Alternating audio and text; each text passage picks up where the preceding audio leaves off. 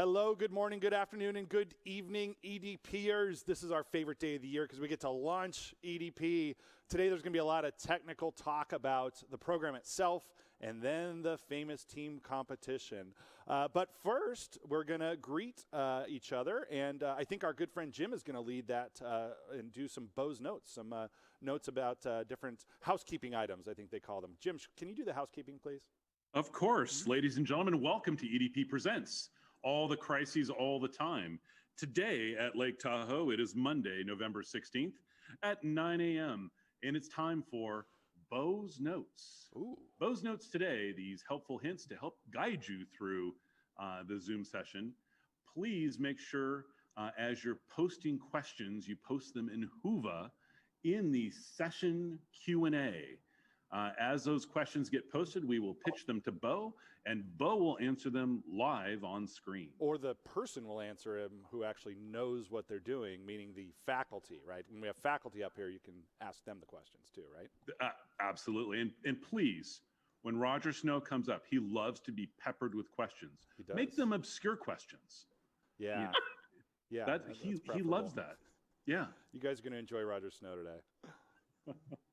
So with that, Bo, I'm turning it back over to you. Thanks, Jim. I'll try to carry the torch as best I can. Hello, everybody. Good to see you after our cocktail reception the other day. That was obviously a great opportunity for a meet and greet. That is traditionally our opening session where we have actual cocktails and we look over the Great Lake Tahoe. We're doing everything virtually. And today I am coming to you live from Blackfire Innovation, the studios that Caesars has launched here with Activate, a fantastic production group. It's just stunning. And as you can see, we're looking really, really sharp, or shap, as they say in Boston, where Roger Snow, today's speaker, is from. And we just really have a tremendous amount of gratitude. A lot of the entire point of this EDP is all the crises all the time. And if the crisis is innovation, that this casino industry hasn't been as innovative as perhaps the iPad industry has, this is the solution, Blackfire Innovation. This is a place where industry and academia meets, which is also the whole point of the Executive Development Program. This is the only program of its kind in the world where we are combining the academic world together with the industry world. And with that, let me introduce my two industry legend co-hosts, Alan Feldman and Holly Gagnon. There they are, joining you live from Buffalo, New York, and Las Vegas, Nevada, respectively. This has been so fun. It's kind of cool, you guys, because we get two bites of this apple. Last night, our time, we got to hang out with a handful of EDPers who were in Australia and Asia and all over that part of the world. Today, we're hanging out with folks who are in North America, South America, all over Europe. And I was thinking that this group is actually getting the best version of EDP because we've already had a practice run yesterday. So don't tell your colleagues in the other half. Don't tell track A. What observations do you two have? Actually, I'm curious about yesterday and our launch with that other crew. And what are your observations more generally about what we're doing this year at EDP? Well, I think the first thing I would note, and I heard it in quite a few voices, is fear. Yes, the good kind of fear. The good kind of fear, yeah. I mean, that's the whole point of EDP. The whole point of EDP is to challenge you, is to help grow you in ways that you wouldn't necessarily expect or sign up for, frankly. And I can't imagine anything that is going to be more challenging, especially virtually, than what we're going to talk about and what the exercise is going to be this year. And for any of our alums, and I'm pretty certain we have alums in Track B, they absolutely affirmed that yesterday. They were as fearful of this session as they were of the session that they had attended. Brought back good in the memories. first place, which is great.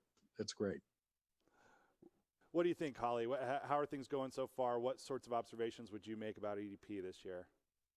So first of all, if people had doubts whether it's going to be as effective or as impactful as being there in Tahoe, I would say, to Alan's point, it's going to stretch everyone a lot further. And, everyone will have to make a conscious, intended effort to make sure their groups are organized and meet. And I think that's a good skill set, because I do Ooh, well think said. that what's just happened with COVID, I think companies who were reticent to create more flexibility and work from home arrangements have been thrown into having to make that decision. And it was, I consider it a leapfrog in our company cultures as far as managing people by their objectives and their accomplishments versus their time clock. Ooh, And well I had said. I had a conversation last week about companies who are reverting back to mandatory everybody in the office. And I think there's an old guard that really holds on to that. And I think a piece of this is it's much easier to manage the word manage, people's time and measure it binary, you're here or you're not here, than it is to lead and inspire and hold people accountable for results.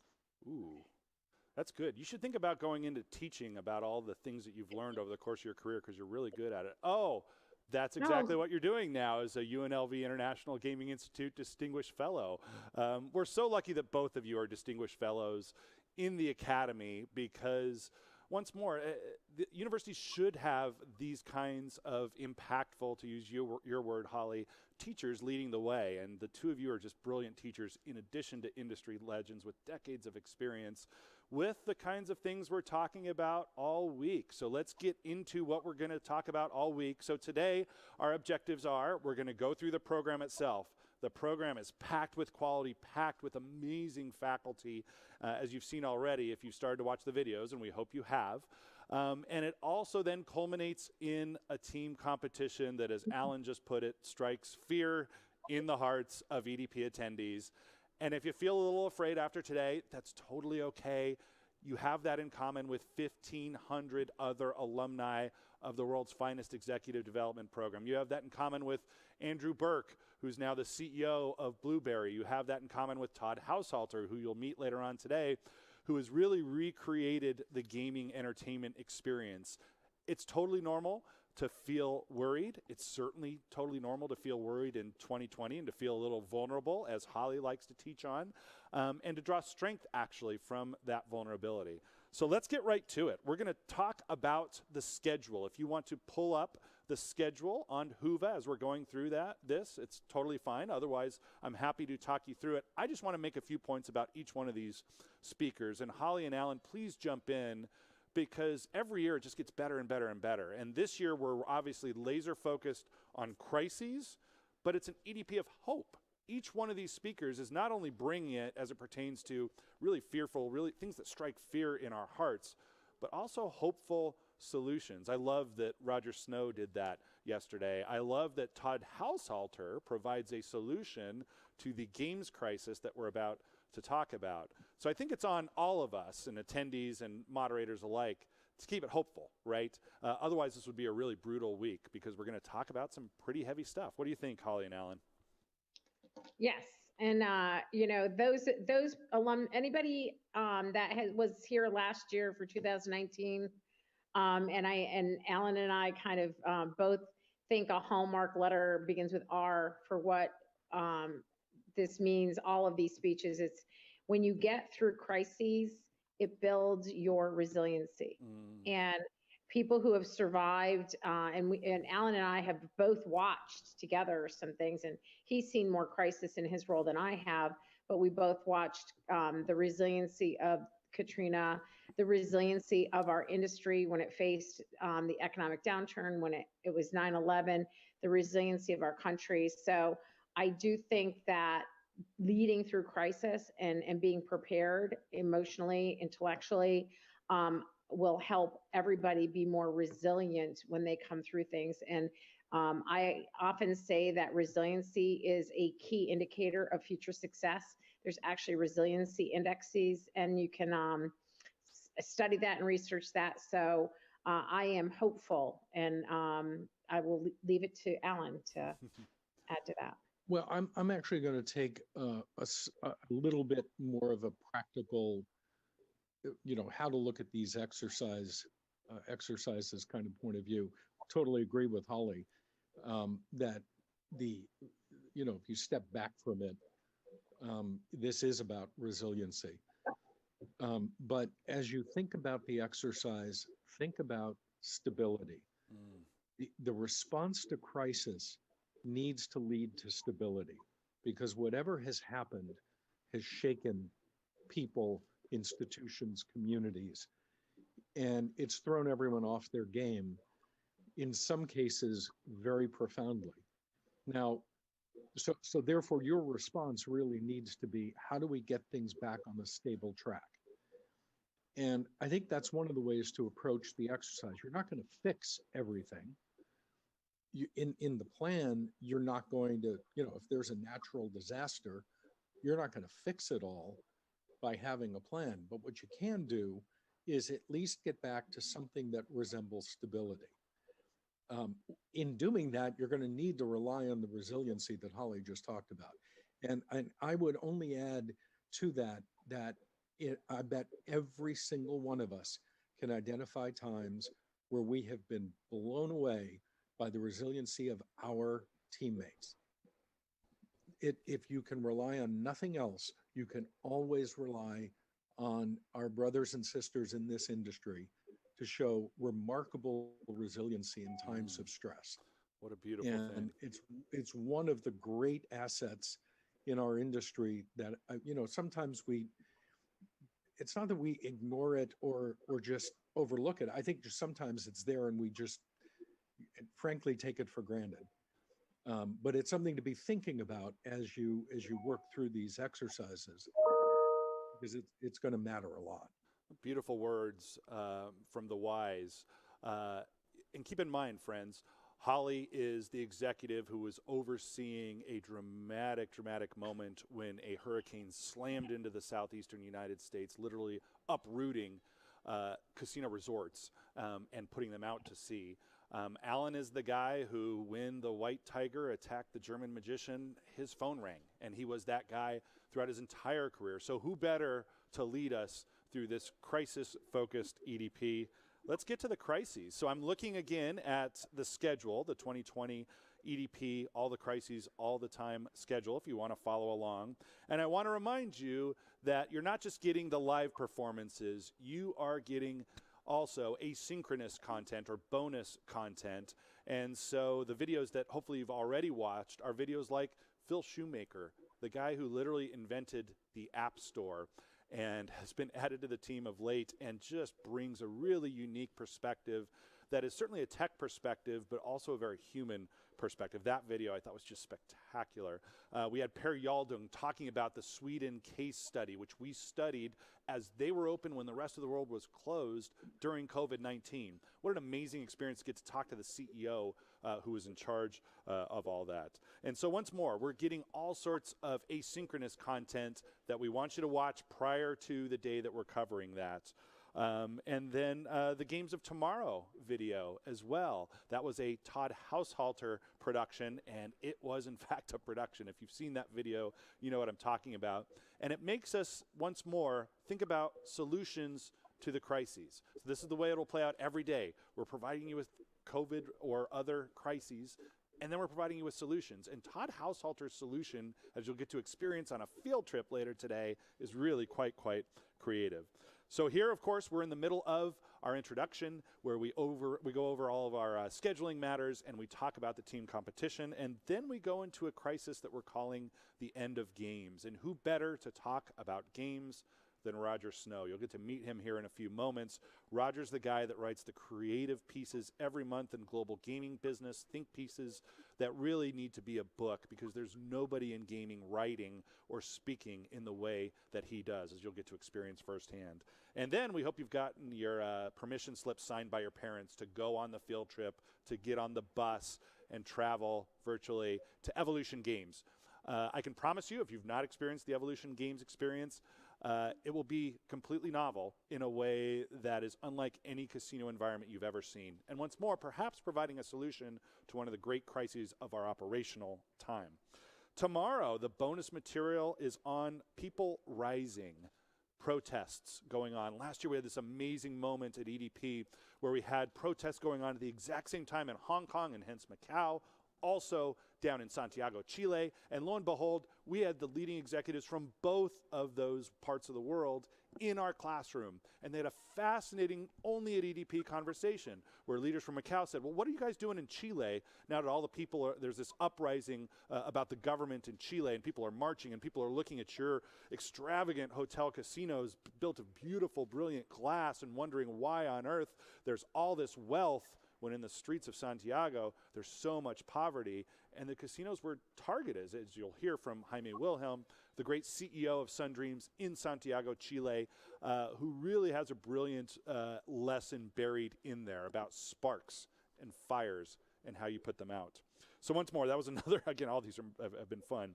And then we are headed into October 1st, perhaps certainly the most gut-wrenching crisis that we kind of all experienced together, only because it happened during the Global Gaming Expo. So in other words, when the world of gaming was in Las Vegas for G2E, we had this horrific shooting. And Alan, you're going to lead that day. Tell us a little bit about what we're going to get to experience, because it's the first time we're getting to experience it in this way.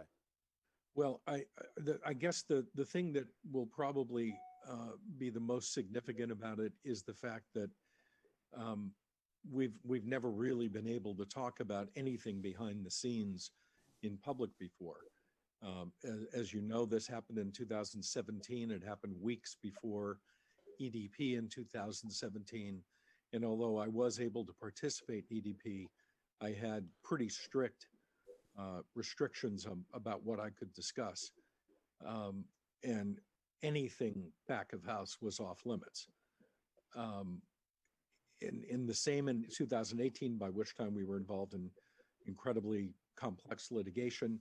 By 2019, even though we knew the litigation was beginning to look like it might resolve, it hadn't. So again, we couldn't discuss it. But here we are now in 2020, the litigation has resolved. An $800 million settlement was reached. There is no more litigation. And now for the first time, we're able to talk about some of the things that we did in response to the October 1 tragedy. Joining me is going to be the executive who was leading the way in guest experience at MGM Resorts. His name is Greg Chase.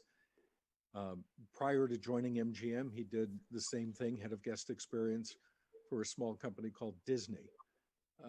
He is, in my view, the top guest experience executive in the country, maybe one of the top. Well, there's no doubt he's one of the top in the world. He's an extraordinary creative person and strategic thinker. And Greg and I were tied at the hip a lot during the weeks and months that followed. So we're going to have a chance to talk about what happened. We don't have that much time. We're going to try and stay focused on the response to guests, the response to the public. We're not going to talk a lot about the media because I'll cover some of that in a couple of days. But we really do want to talk about how we viewed our responsibilities to our guests, to our customers, and to the broader public, and some of the things that we did in order, quite frankly, to protect the brand. And you know, again, as I said earlier, get back to stability. And I mean, that's worth the price of admission in and of itself, gang. You're going to get to hear from the folks who got the phone call at the time of the horrific Mandalay Bay shooting. Holly, I'm actually curious. I've never asked you this. I don't know where you were when that horrific shooting happened at the Mandalay Bay. Where were you, and what were your immediate reactions as, again, one of the leaders of this industry? So I was there for G2E. You were there for I was G2E. speaking, and I was staying at the Mandarin. And what's crazy is we had gone to DinnerCon back to the hotel, and my fiance wanted to walk to that end of the strip. And thank God I was wearing bad shoes and my feet were killing me. And I said, no, I just want to go up to the room. But I got a call, believe it or not, in the middle of the night from Mississippi. Because we heard the sirens, and I never remember the Mandarin being that loud. And I got a call from Mississippi asking where I was and was I okay. And it was a friend of mine who was watching the news as it was unfolding. Wow. So I will tell you the next day, because I'm part of Global Gaming Women, and we had things teed up. it was shock for everyone, and empathy for the colleagues as the counts came in. Which company did they lose people? And it was astounding. I mean, it was a shadow over that entire G2E, Indeed. for sure. And the press flocked in. I remember being at the Portico with Lester Holt. They had just flocked in for it, and it was surreal. I guess the word is Yeah. surreal. Lester And Holt. hmm? I'm sorry. I was just going to point out Lester Holt's one of our national broadcasters here in the United States. Oh, I'm sorry. Yeah. And it was just, I think people, and I look to Alan, I think people were kind of walking in kind of a quasi trance. Yeah. Right? I remember. mean, I remember being asked again, doing a lot of that. And the next day at G2E, I had to open, as I've often done as a moderator for G2E, a big panel. And what I said is, I don't know what's going to happen in the next days, but here's one thing I know about this industry. This is an industry where people help people. It's what they do. We're in the hospitality industry, all of us, right? And you're hopefully drawn to this industry because you want to help people, or you're good at helping people. And what I felt like I knew, and certainly it became the case, was that we would hear a lot of inspiring stories of people helping people. One of our team members behind the scenes, Nicole Schultz, is fond of talking about how Mr. Rogers always says, even in crises, look for the people who are helping. There are always people who are helping.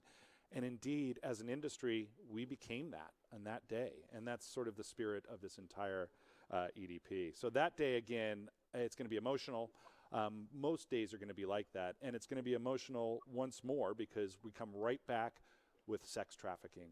And if you haven't already watched the award-winning documentary that's won several film festivals' top awards about Amy Ayoub's life, please do that prior to that particular conversation. And it's not too difficult to envision a moment where this gets splashed across the national media itself, right? Where you have a story about, say, a casino host somewhere engaged in sex trafficking for a high roller, for example. That's not something that's difficult to ever imagine, right? Our job as leaders in this industry is to imagine these things and to be better and to make all of us be better. And that is a session that blew EDP away last year, and I know will be the same impact this year. So that day, again, which is tomorrow, this starts moving pretty quickly, doesn't it, friends, is going to be amazing. And then Tuesday is our HR day, leading when your teams have crises, dealing with sexual harassment in the workplace and gender and all those sorts of issues. And who better than Michelle Detondo, our good friend who Alan Feldman brought to the faculty. Can you tell us a little bit about the genius of Michelle Detondo and why we're so lucky to have her on Tuesday? Michelle is an extraordinary Chief Human Resources Officer. She blends not only, all of the technical skills that are required of someone in HR, an understanding of the legal aspects of HR, but she is a strategic thinker. She is someone who understands the role of HR in supporting and developing and carrying out the culture of a company. And under her leadership, MGM did what felt like it was just undoable, transformed the culture of really what had been three companies that had been kind of thrown together and had existed in this sort of weird, not quite competitive way, but really kind of competitive way. Yeah. And Michelle found the way to draw them all together into a single unified group. She's an incredible talent, and just thrilled to have her join us and share some of her knowledge and experience with us. She's just been a fantastic addition to the team. And speaking of fantastic additions to the team, also joining us in the past years, we've mentioned, is the great Holly Gagnon. The following day, you're going to come right back with natural disasters. Tell us a little bit about what we're going to hear on that day. We call it a tease in the media biz. Tease that session a little bit, Holly, and tell us what we're going to learn about as we hear about natural disasters with you and Winnie Wong, who, of course, experienced this at the leadership level in Macau.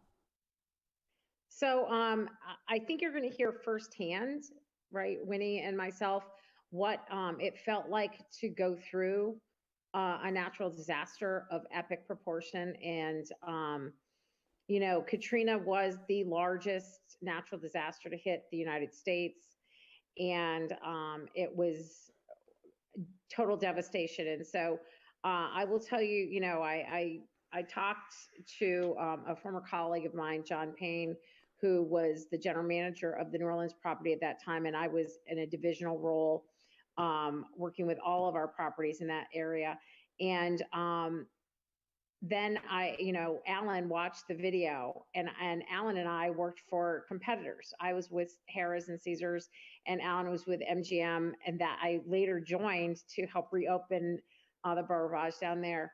But actually remembering what it's like to be there in the moment and to fly in to the airport there that is now being run by the military and National Guard, and the windows are all blown out of the airport, and it looks like a war zone, and how absolutely unprepared we were as professionals to deal with some of the things we were dealing with, because you just couldn't even imagine the devastation and the things that you had to contend with, whether it's the Federal Reserve going down, whether it's the fact that there were chips loose, unsecured, that there was money, contaminated money that had to be brought up in circuitous routes to our other facilities to count it, to put the contaminated money back to the Federal Reserve. That's a whole thing that people don't really realize, that the money was contaminated by the floods. Just so much, and the human devastation and the stories of people who went through it personally that were your colleagues, and the shock. So I think the other part that Winnie talks really great about is the community involvement, and how everybody from the industry rose up to help. And you heard Bo say that we're caretakers. We're people who are hospitable, and we did it for our neighbors and our colleagues. And it was a pretty impactful, because we both went through it and saw it firsthand. I love that video. Again, I learned so much just getting to hang out at EDP every year, and I learned so much listening to the two of you talk about leading during times when your world is literally upended by a natural disaster. We're only halfway through the week at this point, going through this schedule, and we've already hit just an amazing number of crises. But once more, what I would remind you all is that what you're hearing too are stories of hope, stories of community, stories of solutions. And at the end of all this, friends, you will be certified. You will get a gorgeous certificate that certifies you through the University of Nevada, Las Vegas, and the University of Nevada, Reno, as a crisis expert in a way that has never been built before in the gaming industry. So let's continue through the show. Next is how to deal with the media. And nobody knows this better than Alan Feldman, who's been doing this for decades. Tell us a little bit. I know that if they have friends who've been to EDP before, they have friends who have talked about the Alan Feldman media session as one they will never, ever forget. Give us a little tease on what they'll see during your session, Alan. Well, I think that as we all know, the media are the uncontrollable issue in almost anything that goes on today, and it's just getting worse and worse by the minute. There are ways in which you can control message. There are ways in which you can get a message out, even as your lawyers are telling you, don't say anything, don't say anything, don't do anything. Sorry for any of the lawyers who may be on the teams right now, but that you can address that, and we're going to talk about some of them. That this is going to be a pretty practical, tactical kind of discussion, a little bit less on the philosophy and a little bit more on the brass tacks, how to get this done. And we'll weave in some of the work that was done in the October 1 response. Simply as one example, these examples come sadly almost every day, but it's something that has to be handled, because the simple fact is the way the media works today. I'll say this as part of the presentation. Here's a preview. For every second you're not speaking, someone else is. And you've got to accept that as the reality, because that is the reality. And I've never asked you this before, Alan. In an era when social media it turns us all into commentators. Isn't it crucial that we're all media experts now? Whereas before it used to be you had an Alan Feldman on your team, and that's our media expert, and that's our person. I feel like now with everybody on Facebook and LinkedIn and possibly Quotable in those environments, that everybody has to learn this now. Is that an overstatement?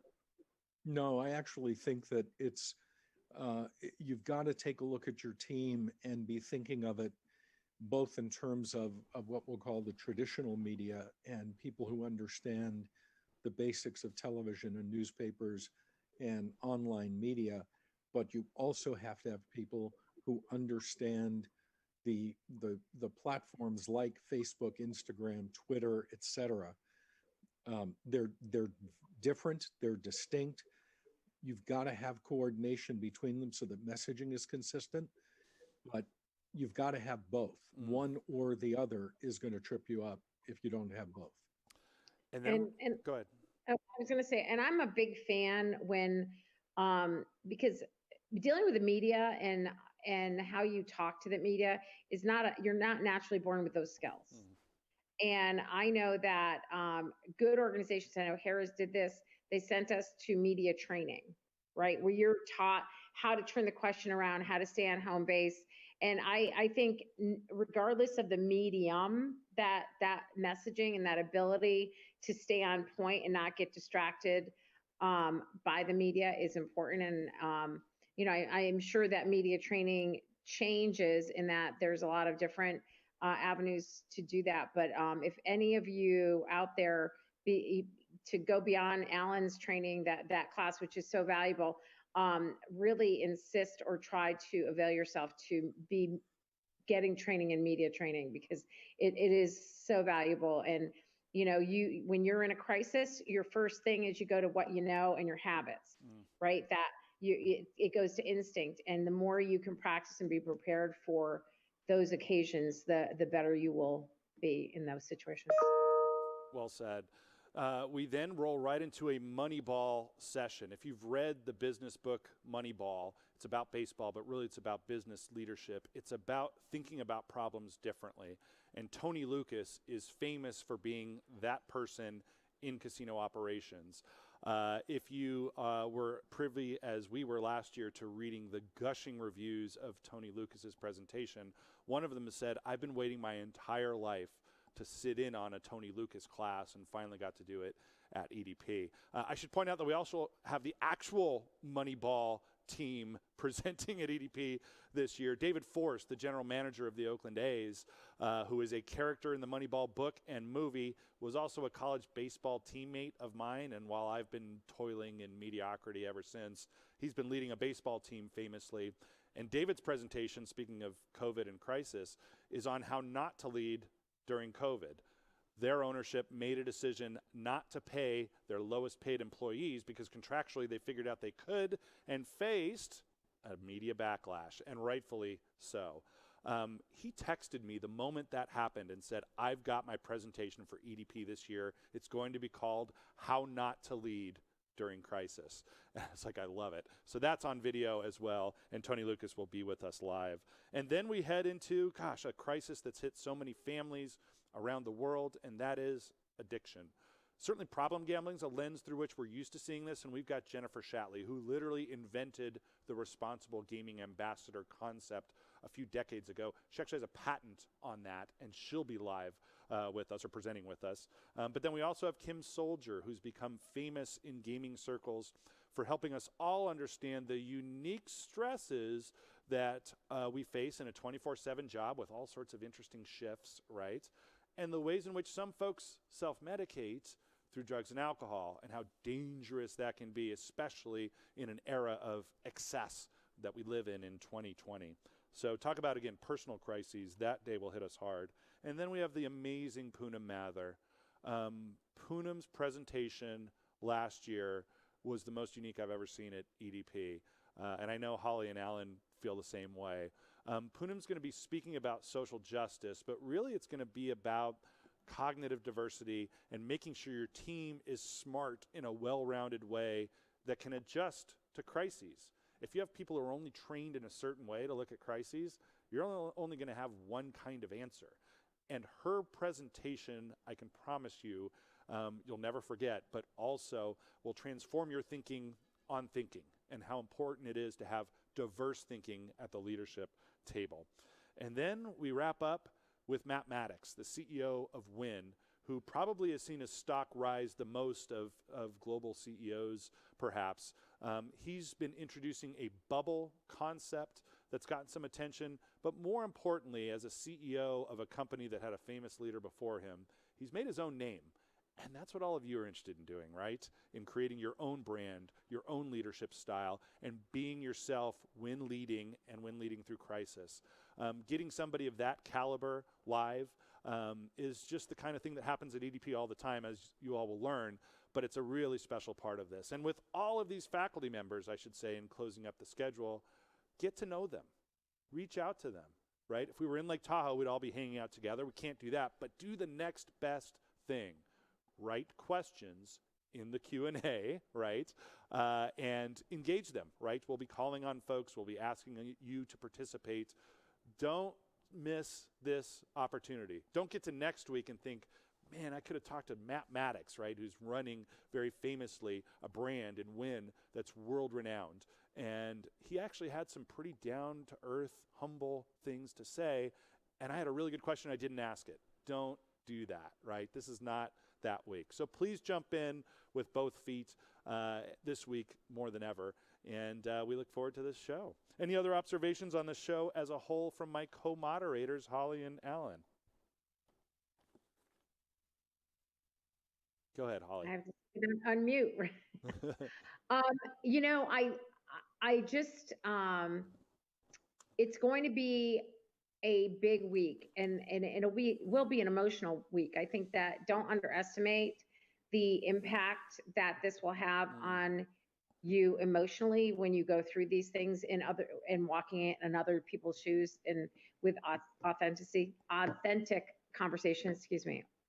But the other piece is, and it really dawned on me during Roger's conversation last night, is about keeping your mind open to thinking about a problem differently. And I think you bookended it when you talk about Poonam and you talk about Roger. A lot of the conversations will put things in perspective, whether it's, you know, the sex trafficking and how you look at those people in that industry. And it may make you look at the world with some different lenses. And I think when we do that and we look through the world, look through new glasses at the world, we grow, and the solutions that we come up with are also expanded. Outstanding point. Yeah, don't forget the cross-cultural strength in the room right now. We're in a virtual room, but you're in a room with people from around the world. Take advantage of people's different lenses, as Holly so aptly puts it. Yes, lean on each other, as Alan had put it earlier, because your team, and you're about to become a team, is going to be a source of strength. Any observations as we look back over a schedule? I'm amazed that we were able to pull it off here, Alan. Yeah, this may not be the nicest thing to do, but I think it's the honest thing to do. We need to disabuse ourselves of the notion that we couldn't see something coming. Every single thing that we're talking about is real. It's happening. If it hasn't happened to you yet, it's going to. We can no longer use the whoever would have thought that would happen as an excuse. You have to think about it. You have to force yourself to think about it. And that also means forcing yourself to discuss it and discuss it with your team. And that's going to create some very uncomfortable moments. It'll be uncomfortable enough this week, but the reality is, having completed this week, you now have to return back to your organization and do it there. And that's the world we live in. And I'd love to say that there will never be another live shooting incident anywhere in the world. But we know that statement probably won't last until the end of the week. We'd love to say that sex trafficking would never happen in any of our properties because we all have such integrity.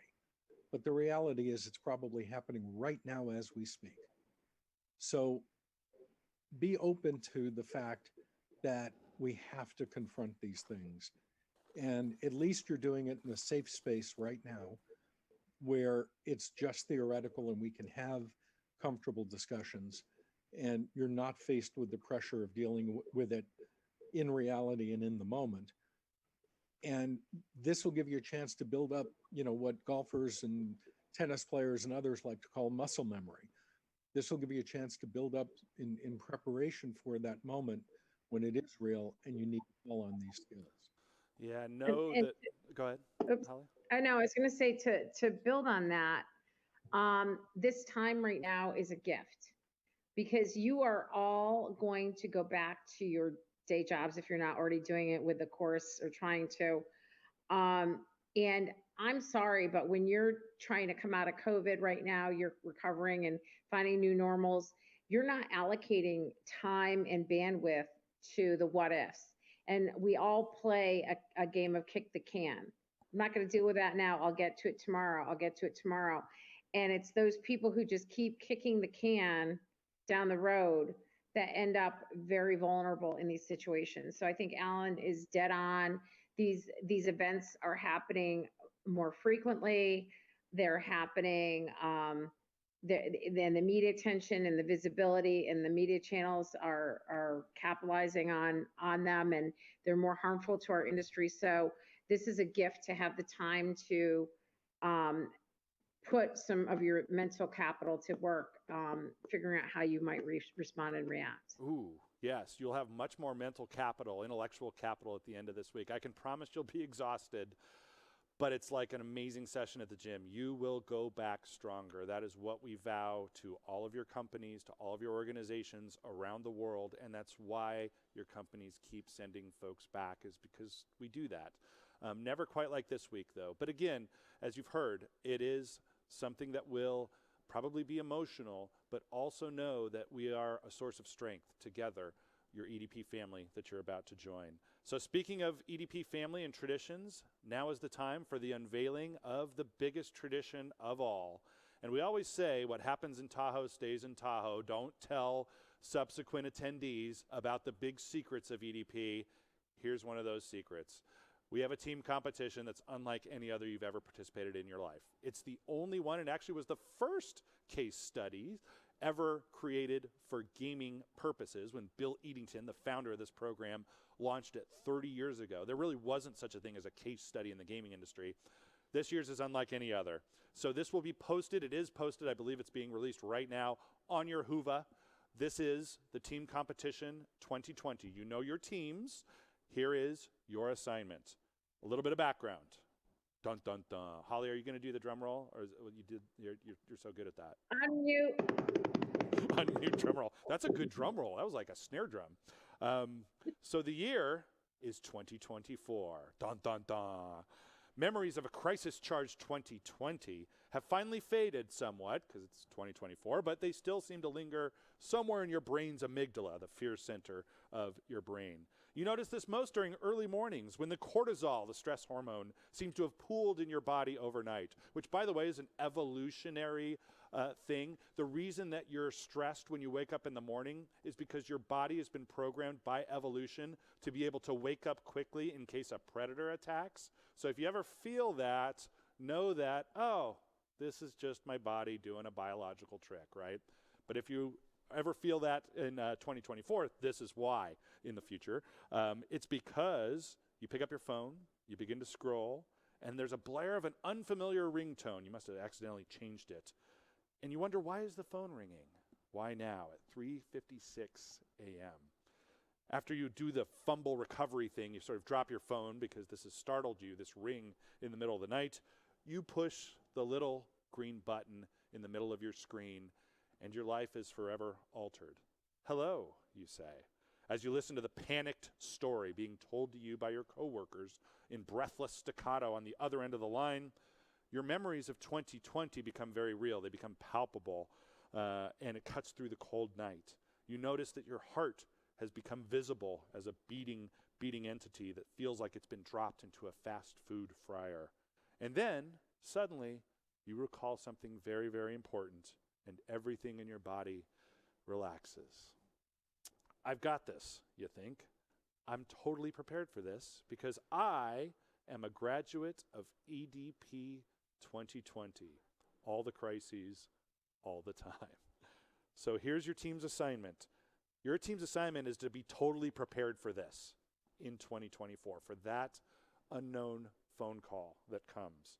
You will, in order to be prepared as a team, develop 7 brief playbooks covering the 7 crises that we talk about this week. So in other words, you will go home with brief playbooks created by your team, and the best team will win this team competition, that cover the range of crises and solutions that we're going to be talking about this week. If that sounds like a massive assignment, it is. If you've talked to EDP alums, they will tell you that assignment that I got was impossible. If you talk to EDP alums at this moment, any EDP year, the first time they get their team assignment, they are saying, there's no possible way I can do that. There's no way my team can do 7 playbooks. Now, again, they're going to be brief, and we've got, of course, some limitations for you.